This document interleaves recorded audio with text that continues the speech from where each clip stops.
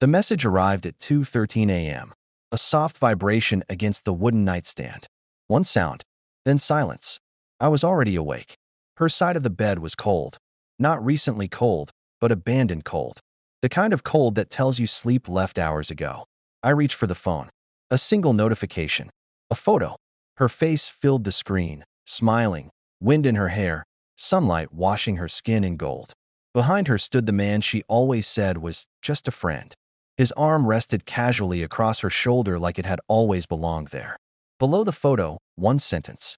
Gone for a few days. Don't wait up. My thumb hovered over the screen. My heartbeat slowed instead of rising. That was the first strange thing. I sat up slowly, feeling the quiet apartment press against my ears. The refrigerator hummed in the kitchen. A car passed outside. Somewhere, a dog barked once. Normal sounds. A normal world. But something inside me had just shifted. I opened the photo again and studied it carefully. The redness on her cheeks. The ocean behind them. His hand placement. Comfortable. Practiced. Not new. Never new. I zoomed in on her eyes. She wasn't surprised I'd see the picture. She wanted me to. A memory surfaced. Her voice from months ago. Casual. Almost bored. If you don't like it, file for divorce. At the time, I'd laughed. I thought it was sarcasm. Now I understood it was rehearsal. I set the phone down and finally admitted something I had been refusing to name for a very long time. My wife hadn't just left for a trip. She had left me. And the worst part, I think she believed I would still be here when she got back. The signs had never been dramatic. That's why they worked. Affairs in movies are loud.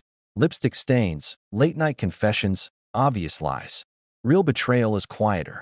It starts with emotional relocation. 6 months ago, she stopped asking how my day went. 4 months ago, she stopped sitting next to me on the couch. 3 months ago, she began smiling at her phone in ways she hadn't smiled at me in years.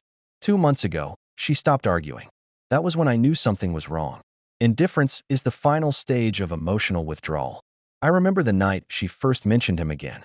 Daniel ran into me today, she said while stirring pasta sauce. Daniel. The name felt familiar in a distant way, an old co-worker from before we were married. Oh, I replied. How is he? Good, she said. Divorced now. She said it too casually. That's when my instincts began whispering. After that, his name appeared naturally in conversation, like a product being slowly introduced in an advertisement. Daniel likes this restaurant. Daniel recommended that movie. Daniel says the market might crash. Daniel. Daniel. Daniel. Then came the phone habits. Screen tilting away from me. Notifications muted. Late night walks. I never confronted her. Because I didn't need to. When someone is cheating emotionally, the truth leaks through behavior long before evidence appears. Still, I told myself I was imagining things. Marriage trains you to doubt your own intuition. You learn to protect the relationship, even from reality. Then one night, while she showered, her phone lit up on the table. A preview message. I miss your skin. My hands didn't shake. I didn't open the phone. I didn't need confirmation. Truth, once seen, cannot be unseen. That night, lying beside her in bed, listening to her breathing, I understood something terrifying. She wasn't hiding him. She was preparing me, conditioning me to accept what was coming. And I had been letting it happen. The next morning, I began planning. Not revenge. Clarity. Step 1 was silence. People reveal everything when they believe you know nothing. I became kinder, calmer, more predictable. She relaxed almost immediately. Guilt fades quickly when consequences never arrive. I watch patterns form. Every Tuesday night, gym. Every Thursday afternoon, coffee with friends. Every Sunday, unexplained errands. Her phone bill arrived in the mail as it always did. She never realized I still handled the accounts. The numbers told a simple story. One number repeated constantly. I saved it. Then I waited. 3 weeks later, she announced her trip. Just a week, she said lightly. I need space. With him? I asked. She shrugged. If you don't like it, file for divorce. There it was again. Rehearsed. Confident. She expected submission. I nodded. Okay. Her relief was immediate. That hurt more than anything. She packed without hesitation. No guilt. No tears.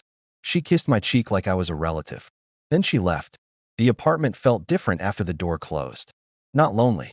Honest. That afternoon, I called a lawyer. The meeting lasted 40 minutes. The marriage ended legally before her plane landed. The week passed quietly. I cleaned the apartment, removed her photos, separated finances, canceled joint accounts, packed her belongings into suitcases. Every movement felt surgical, precise, emotionless. At night, I slept deeply for the first time in months. Peace often arrives disguised as numbness. On day 5, Daniel's social media posted a photo. The same beach from the message. Her head resting on his shoulder. Public now. Official. I stared at the image for a long time. Then I printed it. Not out of anger. Out of documentation. Truth deserves physical form. She returned on Sunday afternoon. The door opened with familiar confidence. Suitcase wheels rolled across the floor. "I'm back," she called. Her voice carried sunlight in it. She walked into the living room smiling, skin slightly sunburned, hair messy from travel. She looked happy, free, victorious. Then she saw the table. 2 envelopes. 2 suitcases beside the couch. And me, sitting calmly. Her smile faltered. "What's this?" I slid the envelope toward her. "Papers are on the table," I said. "Your bags are packed." Silence. Real silence. The kind that removes oxygen from a room. Her face drained of color so quickly I thought she might faint. "You're serious?" she whispered. I nodded. "You said to file."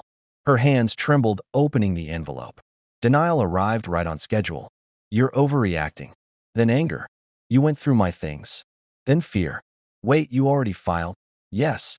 The room felt smaller with every second. "You didn't even fight for us," she said. I almost laughed. Fight for us. As if there had been an us left to fight for. She sat down slowly. "I thought you didn't care anymore." "I didn't," I said. That was the most painful truth I've ever spoken. Tears filled her eyes. Not from guilt, but from consequence. "I was confused," she said. "It didn't mean anything."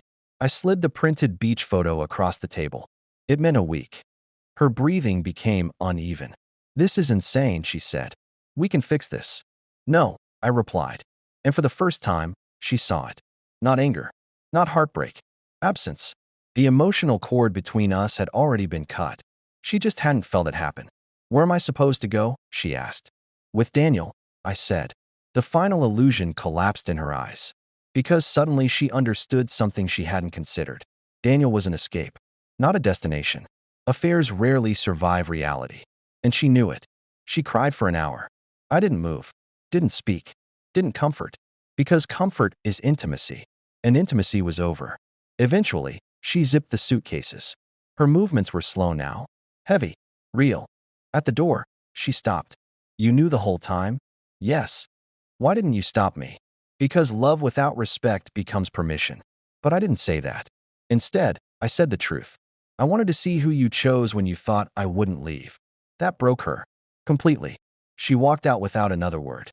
The door closed softly. Not dramatic. Not loud. Just final. The apartment felt larger afterward. Air moved differently.